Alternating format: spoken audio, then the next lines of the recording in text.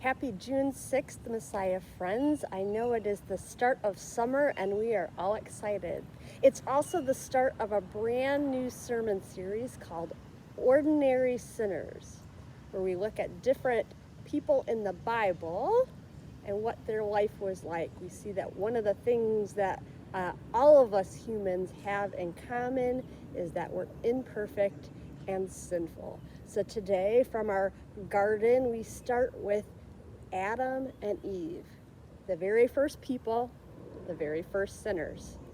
So maybe think for a moment. Probably if you're a child, a teen, or an adult, you probably all know that story. So take a moment and call a friend or do with your family and the people that you're with. Try to retell that story of Adam and Eve from memory. What do you remember? What details? What happened? Then go back, because across our age spectrum today, children, teens, and adults are all taking a look at Genesis chapter 3. Go read it on your own or read it together and figure out, what did you remember?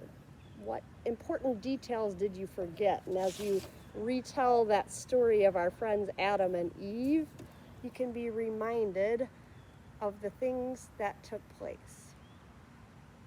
They were perfect. They had a perfect connection with God and a perfect connection to one another. What was the consequence of their sin? Death, destroyed relationships, leaving the garden, their guilt and their shame, life being hard for them, having to work hard,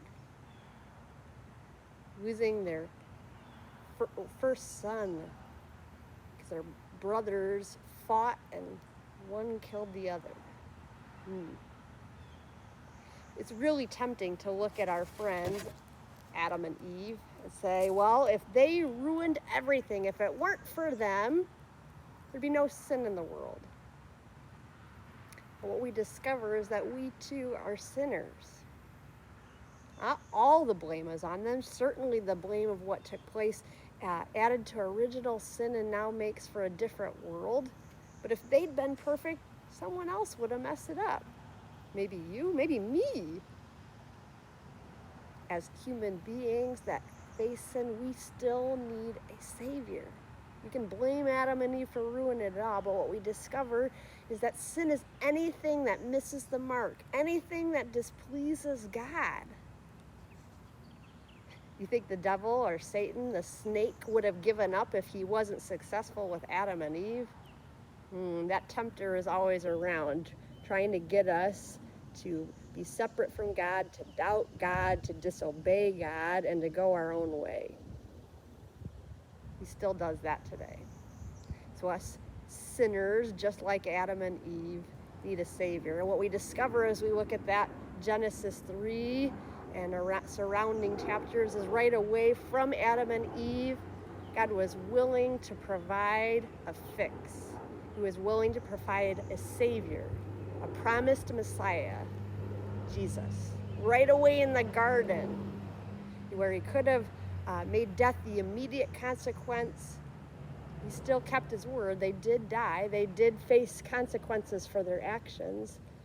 But in that moment, God provides and shows his grace and his love and forgiveness. He provides a second chance, and he provides hope in the middle of a pretty dark and despairing situation. The promise of a Savior, the promise of Jesus. The man, the second Adam, who does things right, who does things perfectly in our place, so that our relationship with God, our relationships with one another can be restored, and the things that are overwhelming and despairing and hard in this life, in this world, are promised to be but temporary. And we look forward to perfect heaven and perfect eternity. The new heavens, the new earth, when God makes everything right, when God makes everything new, when God restores everything and makes it perfect again. We look forward to that day.